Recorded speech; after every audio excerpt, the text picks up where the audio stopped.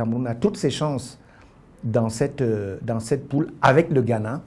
Et le Bénin et la Guinée-Bissau viennent, n'est-ce pas, en seconde zone. Même s'il faut quand même remarquer que le Bénin et la Guinée-Bissau qui peut être considérée comme le petit poussé, que le Cameroun a quand même rencontré lors de la CAN 2012, où nous l'avons remporté, je crois, sur un but d'écart, 2-1, in extremis.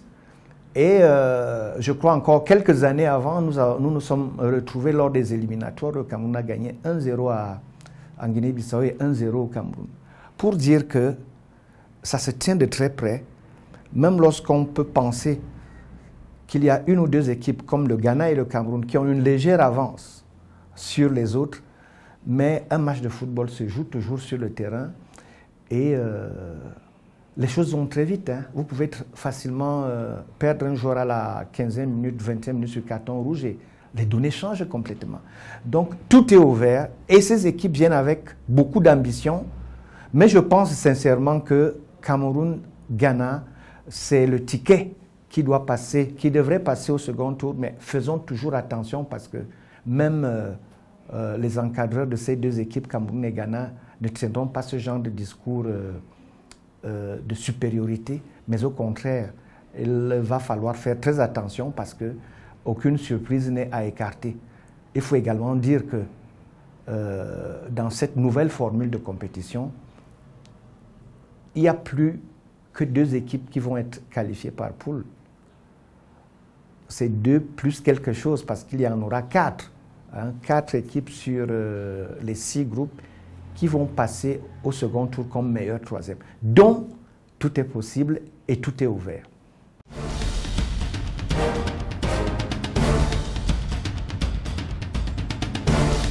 On avait déjà l'impression que le Ghana, lors de la dernière CAN, avait peut-être cet esprit de revanche, justement.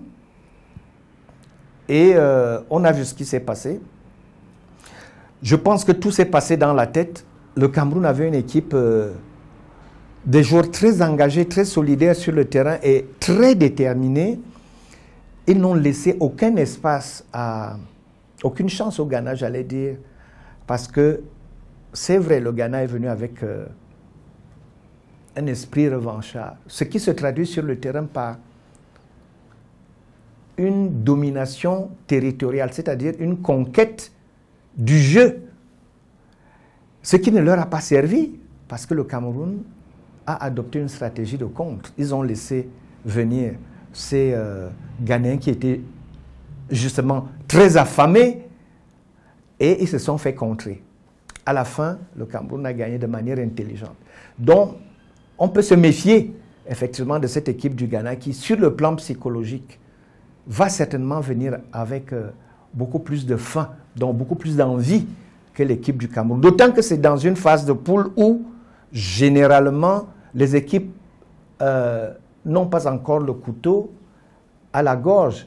Ce n'est pas encore un match au couteau, mais c'est là où il faut faire très attention parce que la concentration étant un tout petit peu relâchée, quand on sait que les matchs au couperet, n'est-ce pas, généralement, c'est le dernier match de poule lorsqu'il faut absolument se qualifier, ou alors le match à élimination directe qui vont démarrer cette fois-ci en 8e de finale. Tant que ce n'est pas le cas, il faut faire très attention, n'est-ce pas, à ne pas se faire surprendre. Mais je pense que effectivement, le Ghana arrivera avec beaucoup d'esprit de revanche. Mais c'est un atout.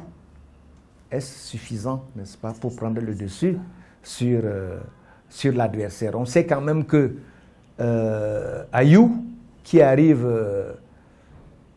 n'est-ce pas, à maturité, parce que ça va quand même faire à peu près 10 ans qu'il est à un certain niveau, il commence à atteindre un âge de maturité où il est difficile de faire mieux après.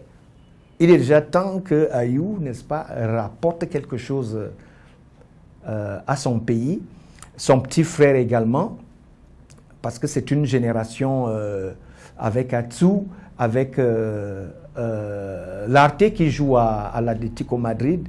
C'est les principales stars de cette équipe. Il n'y aura pas de Jeanne Asamoah, mais le Ghana continue à avoir en les frères Ayou, en Atsu et en Kouarté, n'est-ce pas, un quatuor qui peut quand même peser largement sur le jeu de l'équipe. Et il est temps, n'est-ce pas, pour cette génération, n'est-ce pas, de gagner quelque chose. Ça fait que nous aurons certainement encore là une chaude explication entre le Cameroun et le Ghana pour le passage au deuxième tour.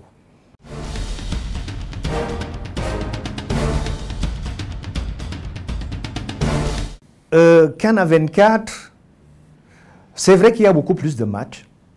C'est vrai que la CAN à 24 permet également à des pays qui auparavant n'auraient pas eu la chance de passer.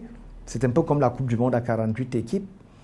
Donc, la CAF a pu ouvrir davantage de possibilités, ce qui permet à certaines équipes qui auraient été exclues du fait de la non-qualification de se retrouver là et se retrouver dans une compétition. Et à partir du moment où c'est la compétition, eh bien, les chances deviennent plus ou moins égales pour tout le monde. Ça veut dire qu'il y aura plus d'ouverture, plus de chances, et qu'on pourra facilement voir une équipe que l'on n'attendait pas, n'est-ce pas, au deuxième tour. Et à partir du moment où vous vous retrouvez au deuxième tour en huitième de finale, lors des matchs à élimination directe, les chances des uns et des autres s'équilibrent.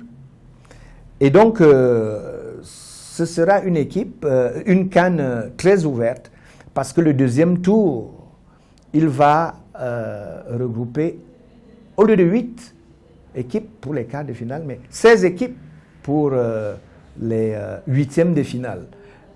Et dans ces 16 équipes, l'on aura repêché 4 équipes qui seront sorties meilleures troisième. Ça veut dire que ça donne plus de possibilités à chaque équipe, n'est-ce pas, même celle qu'on appelle plus petite, n'est-ce pas, de se qualifier. Maintenant, la question qu'il faudra se poser, c'est de savoir si le calendrier de cette CAN qui est placé pour la toute première fois à la fin de la saison, c'est-à-dire au mois de juillet, lorsque les équipes ont déjà libéré leurs joueurs, c'est ce qu'on gagne, mais sur le plan physiologique, sur le plan physique, c'est quand même une fin de saison avec une sommation d'efforts que les joueurs auront accumulés, ainsi que les blessures.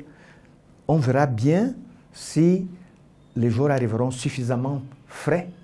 Si ce n'est pas le cas, il va certainement falloir pour chaque équipe, pour les staffs techniques, notamment au niveau de la préparation et au niveau des protocoles de récupération, il faudra sans doute un travail supplémentaire, n'est-ce pas, pour éviter que les joueurs accumulent les blessures en fin de saison. Et ça, c'est une donne nouvelle à laquelle il faudra s'adapter et qui risquera de peser énormément sur certaines équipes, surtout sur les équipes les plus attendues, dont les ténors auront été les joueurs les plus sollicités dans leurs équipes pendant la saison. Ça aussi, ça risque d'être l'une des clés, n'est-ce pas, de cette compétition. Il faut dire que l'un des avantages aussi de cette CAN à 24, c'est non seulement de donner la possibilité au plus grand nombre d'y participer, mais également, ça augmente la cagnotte, c'est-à-dire au niveau des primes,